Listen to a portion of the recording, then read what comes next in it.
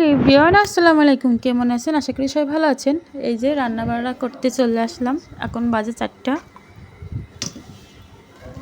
ইফতারি রেডি করে রাখছি, তরকারি মরকারি সব কিছু রেডি করে রাখছি, শুধু রান্না করব। সবজি দুটো রান্না করে তারপরে রান্না করে ইফতারি ভাজবো। এই যে মূলা দিয়ে ইলিশ মাছের মাথা লেজ মাছ দিয়ে চচ্চড়ি করব। আর কাঁচকলা দিয়ে রুই মাছ রান্না করব। এই যে রুই মাছটা ভেজে নিই। সব কিছু রেডি থাকলে আসলে রান্না করতে সময় লাগে না, এগুলো তাড়াতাড়ি হয়ে যায়। এই যে মশলা টসলা সব কিছু রেডি আছে, তরকারি মরকারি সব দিয়ে নিয়েছি।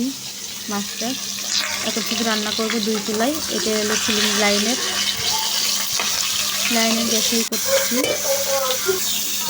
মাছটা ভাজা হয়ে গেছে, ইলিশ মাছটাও ভেজে নিচ্ছি, দিয়ে চচ্চড়ি করবো। মাছ মাথা ছিল, এগুলো দিয়ে চচ্চড়ি করবো মূলাটা। আর মূলাটা মাখায় নিচ্ছি, যে আদা বাটা, রসুন বাটা, জিরা বাটা সব বাটা দিয়ে, হলুদের গুঁড়া, ধনের গুঁড়া দিয়ে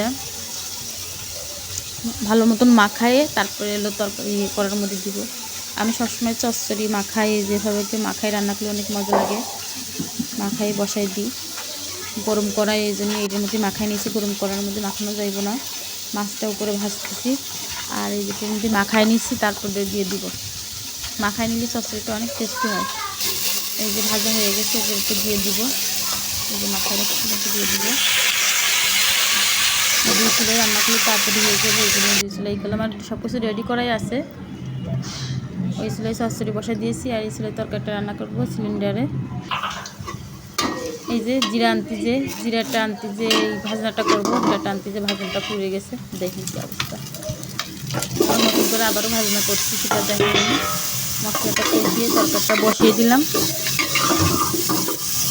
রুই মাছ দিয়ে ইলিশ মাছ কাঁচকলা দিয়ে রান্না করবো। আর 1 টুকরা ইলিশ মাছ দিব, কেননা আপনাদের ভাইয়া ইলিশ মাছ ছাড়া অন্য মাছ খায় না, রুই মাছ খায় না। এই জন্য 1 টুকরা মাছ দিয়েছি, ইলিশ মাছ। তার সাথে রান্নাটা শেষ, ভাজনাটা দিয়ে দিলাম।